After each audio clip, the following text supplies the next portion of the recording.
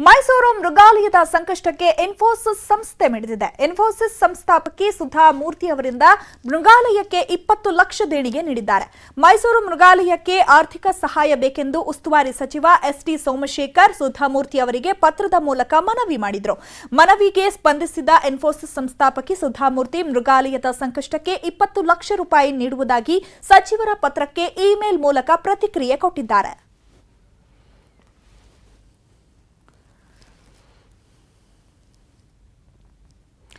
Corona ರೇಷ್ಮೆ ಮಾರುಕಟ್ಟೆ ಮೇಲೂ ಕೊರೋನಾ ಕರಿನೆರಳು ಬೀರಿದೆ. ಏಷ್ಯಾದ 2ನೇ ಅತಿದೊಡ್ಡ ಮಾರುಕಟ್ಟೆ ರಾಮನಗರ ಮಾರುಕಟ್ಟೆಯಲ್ಲಿ ರೇಷ್ಮೆ ಗೂಡಿನ ದರ ಭಾರಿ ಇಳಿಕೆ ಕಂಡಿದೆ.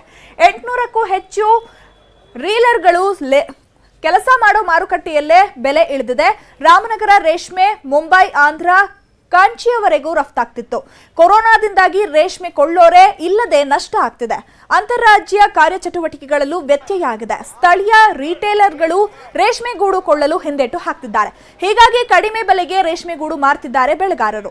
ಕೈಗೆ ಸಿಕ್ಕ ಬೆಲೆಗೆ ಕೊಟ್ಟು ನಿರಾಸೆಯಿಂದ ಮನೆಗಳಿಗೆ ಹೋಗ್ತಿದ್ದಾರೆ. ಈ ಮಧ್ಯೆ ಕೊರೋನಾ ಕರಿನೆರಳು ಬ್ಯಾಡಗಿ ಮೆಣಸಿನಕಾಯಿ ಮೇಲೂ ಬಿದ್ದಿದೆ. ಬ್ಯಾಡಗಿ ಮೆಣಸು ಕೊಳ್ಳೋರೆ ಇಲ್ಲದೆ ಬೆಲೆ ಕುಸಿತಾ ಇದೆ.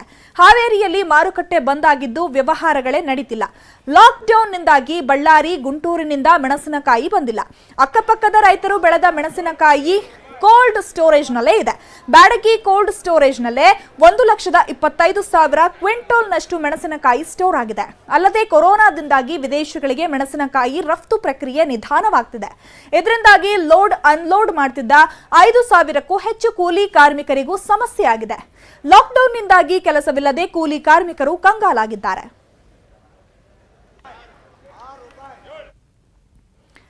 ಕಲಬುರಗಿಯಲ್ಲಿ ಒಟ್ಟು 67 ಕೊರೋನಾ ಕೇಸ್ ಪತ್ತೆಯಾಗಿದೆ. ಎಷ್ಟೇ ಪ್ರಯತ್ನ ಪಟ್ಟರೂ ನಿನ್ನೆ ಮತ್ತೆ 3 ಕೇಸ್ ಬಂದಿವೆ.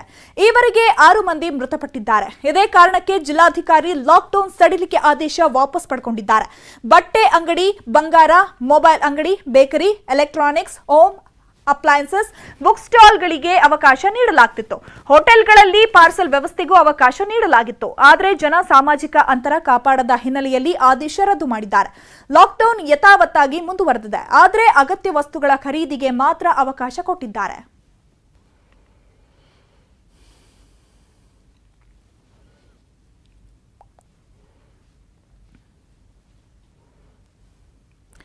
ಗದಗದಲ್ಲಿ ಮಹಿಳೆಯರ ದಿಟ್ಟ ಹೋರಾಟಕ್ಕೆ 4 ಬಾರ್ಗಳು ಬಂದ್ ಆಗಿವೆ.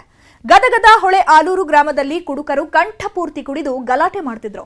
ಇದನ್ನು ಸಹಿಸದ ಮಹಿಳೆಯರು ಒಟ್ಟಾಗಿ ಹೋಗಿ 4 ಬಾರ್ಗಳನ್ನು ಮುಚ್ಚಿಸಿದ್ದಾರೆ. ಜೊತೆಗೆ ಮತ್ತೆ ಬಾರ್ ಓಪನ್ ಮಾಡಿದ್ರೆ ಹುಷಾರ್ ಅಂತ ಬಾರ್ ಮಾಲೀಕರಿಗೆ ಎಚ್ಚರಿಕೆ ಸಹ ಕೊಟ್ಟಿದ್ದಾರೆ. ಲಾಕ್ಡೌನ್ ವೇಳೆ ನಾವೆಲ್ಲ ನೆಮ್ಮದಿಯಿಂದ ಇದ್ವಿ, ಈಗ ಕುಡುಕರು ಗಲಾಟೆ ಮಾಡ್ತಿದ್ದಾರೆ ಎಂದು ಹೊಳೆ ಆಲೂರು ಗ್ರಾಮದ ಮಹಿಳೆಯರು ಸಿಡಿದೆದ್ದಿದ್ರು.